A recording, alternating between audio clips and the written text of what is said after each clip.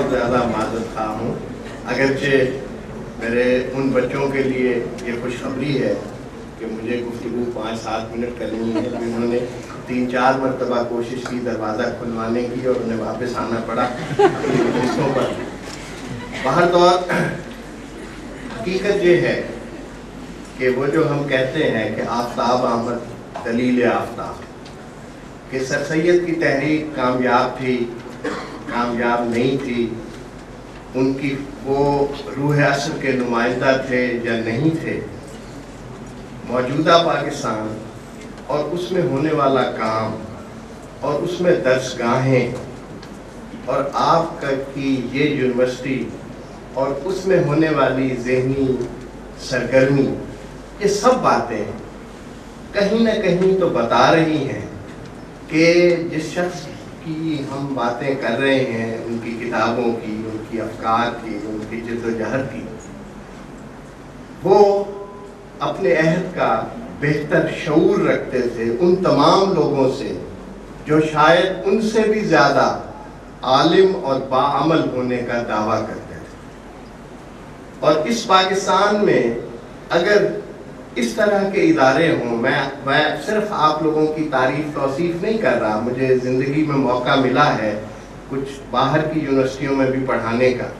اب یقین کیجئے میں صبح سے آیا ہوں اور میں نے بعض آپ کے ادارے اور بعض جگہوں پر جا کر دیکھا ہے،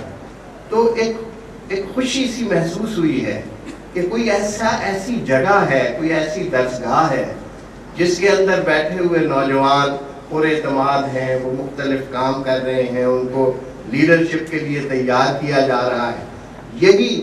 سر سید کا مشن تھا۔ باقی ہم جیسے مدرس تو یقیناً باتیں کرتے رہیں گے، ان کے پاس بہت ساری باتیں ہیں، آپ ان کی، میں مثلا ان لوگوں میں سے ہوں جس کو سن یاد نہیں ہوتے، شبیر صاحب جیسے اساتذہ کی محنت کے باوجود، تو میں اپنی سہولت سے طالب علموں کو کہتا تھا کہ بھئی اب کوئی 1869 فرض کیجئے کہ اس سال مولوی نذیر احمد نے ناول لکھا میرۃ العروض، جس کو ہم پہلا ناول اردو کا کہتے ہیں، سر سید نے سفر کیا لندن کا اور 1869، اور غالب کی وفات ہوئی 1869، تو یہ 2-3 چیزیں ملا لیں تو شاید سن یاد رہ جائے۔ تو میرے ایک طالب علم نے لکھا کہ ایک طرف سر سید لندن چلے گئے، دوسری طرف نذیر احمد نے ناول لکھا جس کی وجہ سے غالب کی وفات ہوئی۔ یعنی چند باتیں ضرور ہیں، مگر آپ سر سید احمد خان کی صرف کتابوں کو ہی اگر دیکھیں تو بہت ساری باتیں آپ کی سمجھ میں آ جائیں گی کہ آثار الصنادید کا آپ پہلا ایڈیشن اگر پڑھنے کی کوشش کریں تو اس میں فارسی کا غلبہ ہے اور بہت مشکل ہوتی ہے اس کا 1-1.5 صفحہ پڑھنا بھی، اور اگر آپ اس کا دوسرا ایڈیشن پڑھیں تو اس کے اسلوب میں ایک تبدیلی، اور اس کے بیچ میں کہیں مرزا اسد اللہ خان غالب بھی ہے جس نے غالباً مشورہ دیا تھا کہ جو کچھ تم چاہتے ہو اور جس طرح سے بات کرنا چاہتے ہو، کوشش کرو کہ اپنے زمانے کے اسلوب کو سمجھو۔ اور یہ ممکن ہے کہ ایسی بات سے ان کے مداح اختلاف کریں، لیکن واقعہ یہ ہے کہ وہ کم از کم آپ 2 ایڈیشن پڑھ لیں تو اس بات کی گواہی ضرور ہے کہ غالب بھی اپنے ذہن، اپنے عہد کا ایک ذہن سمجھتا تھا۔ سر سید احمد خان کے اثرات بے پناہ ہیں۔ آپ باقی تمام باتوں کو صرف دیکھیے، تبیین الکلام ہے تو اب قرآن مجید اور انجیل کی مماثلت، احکام طعام اہل کتاب، یا اس طرح کی چیز وہ کیوں لکھ رہے ہیں؟ تحقیق لفظ نصارہ، کہ بھئی کوشش کر رہے ہیں کہ جو ایک نئی قوت آئی ہے انہیں بتایا جائے کہ اہل کتاب کے مابین تعاون ہو سکتا ہے، اور یہ کاوش جہاں علمی ہوگی، مذہبی ہوگی، اس کے پیچھے ایک بہت بڑا سیاسی محرک ہے کہ اپنی قوم کو بچانے کا اور نئی حکمران قوت کے قریب تر لانے کا کی ایک خواہش ہے۔ یہ ان کی صرف اپنے ذاتی مراد حاصل کرنے کے لیے، خطابات حاصل کرنے کے لیے ذاتی ایک قوت حاصل کرنے کے لیے تھا،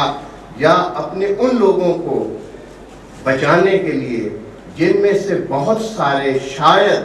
خودکشی پر آمادہ تھے یا ترک وطن پر آمادہ تھے، یا وہ سمجھتے تھے کہ اب شاید دنیا ہمارے لیے ختم ہو گئی اور دنیا ہمارے لیے اندھیر ہو گئی. وہ ایک شخص کوشش کر رہا ہے. ظاہر حزیمت کا صدمہ اس کو بھی ہوا ہوگا،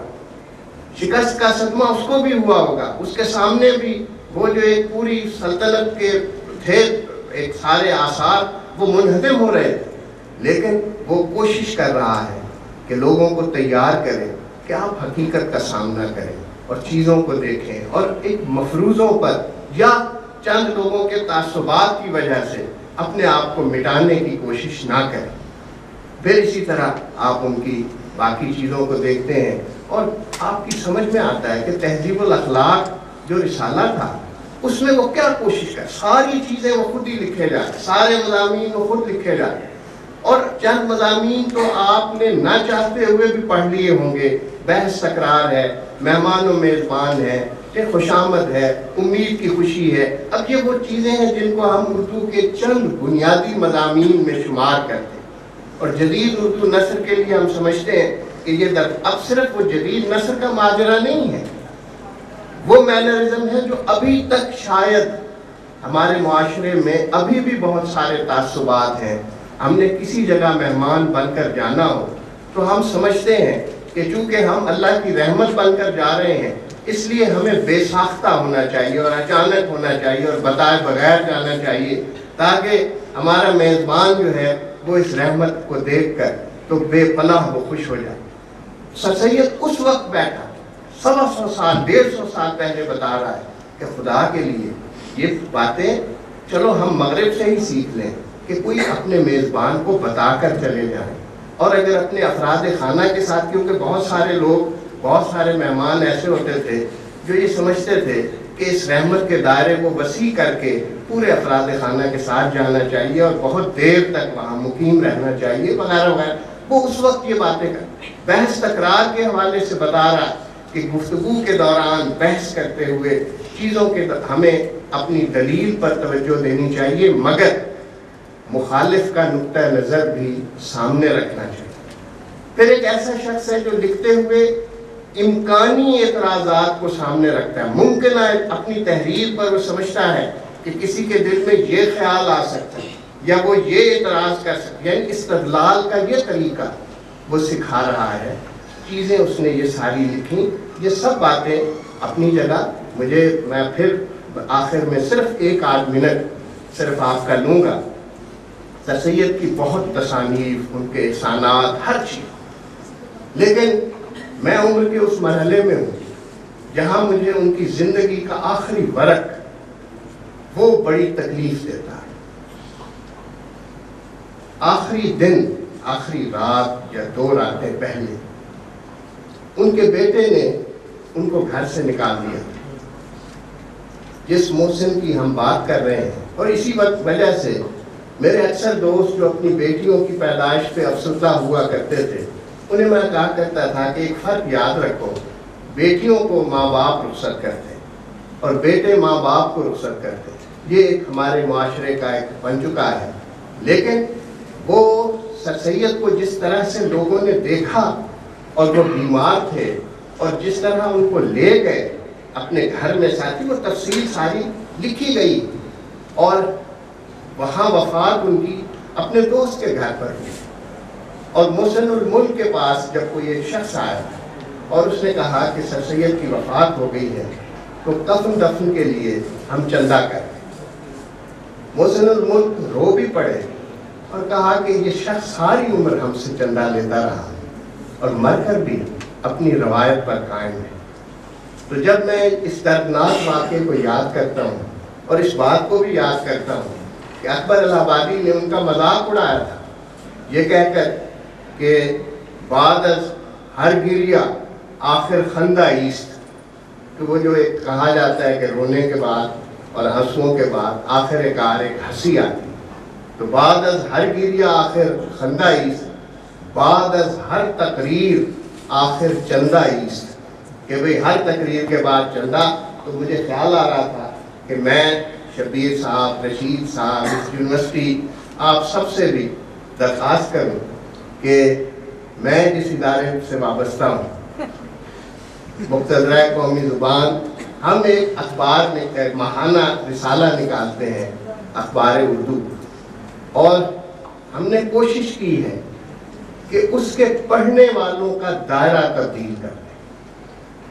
وہ ریٹائرڈ بیوروکریٹس کو یا موجودہ بیوروکریٹس کو جاتا تھا، فوجی افسروں کو جاتا تھا، اور ایسی اشرافیہ کو جاتا تھا جو مفت خور ہے، جو سمجھتی ہے کہ اختیار اور اقتدار کا مطلب ہے کسی چیز کا مفت آنا، اور وہ یہ سمجھتے ہیں کہ باقی لوگوں کا فرض ہے ان کو مفت پہنچانا۔ تو میں نے تو یہ پچھلے 2 ماہ سے وہ یہ بند کر دیا اس طرح کے لوگوں کے لیے، اور اس کی جگہ اپنے بچوں سے، طالب علموں سے اور اساتذہ سے میں درخواست کر رہا ہوں کہ وہ 300 روپے چندہ دے کر 12 شمارے لے سکتے ہیں۔ یہ صرف پڑھنے کے لیے نہیں ہے، اس میں لکھنے کے لیے بھی ہے، اور اس میں رائے دینے کے لیے بھی ہے، اور جو آپ علمی کام کرتے ہیں، سائنسی کام کرتے ہیں، ترجمے کرتے ہیں، یہ سب چھپیں۔ وہ سر سید احمد خان جس نے سائنٹیفک سوسائٹی بنائی تھی، وہ سر سید احمد خان جو کوشش کر رہا تھا کہ اردو کے اندر کوئی ایسی علمی چیزیں بھی منتقل ہو جائیں، اور جس کے اپنے پرانے ساتھیوں نے جب یہ کہا کہ سائنٹیفک سوسائٹی کی رودادیں اردو میں آپ کیوں چھاپتے ہیں، اس کو دیوناگری ہندی میں چھاپیں، تب سر سید نے کہا تھا کہ میں محسوس کرتا ہوں کہ اب یہ 2 قومیں اکٹھی نہیں رہ سکتی، اور اس مشہور قول سے ہم کہتے ہیں کہ 2 قومی نظریے کا آغاز ہوا۔ میں معذرت خواہ ہوں کہ مجھے جانا پڑ رہا ہے، میں کوشن صاحب کی گفتگو نہیں سن سکوں گا، یہ ناشائستہ بات ہے، لیکن مجھے یقین ہے کہ آپ کی یونیورسٹی ایسی ہے جو ایک اور ڈاکومنٹری بنا کر وہ ضرور بھیجے گی۔ بہت شکریہ۔ اور میری ایک شاگرد یہاں بیٹھی ہیں، میں دعویٰ کرتا ہوں، ڈاکٹر شاہین مفتی میری شاگرد ہیں، انہوں نے میری نگرانی میں پی ایچ ڈی کیا تھا، اور میں یہ چاہتا ہوں کہ وہ جہاں کہیں بھی جس ادارے میں بھی ہیں وہ کوشش کریں کہ وہ ادارہ اور وہ ان جیسی علمی شخصیت مل کر، یہاں ڈاکٹر نظام صاحب نے وعدہ کیا ہے اگلے سال شعبہ اردو قائم کرنے کا، تو میری خواہش ہوگی کہ جب میں گجرات، یہ تو میں نہیں کہتا کہ اگلے سال آؤں گا، اس کے معنی یہ کہ میں فرشتہ اجل کو ٹالنا چاہتا ہوں یا غچہ دینا چاہتا ہوں، لیکن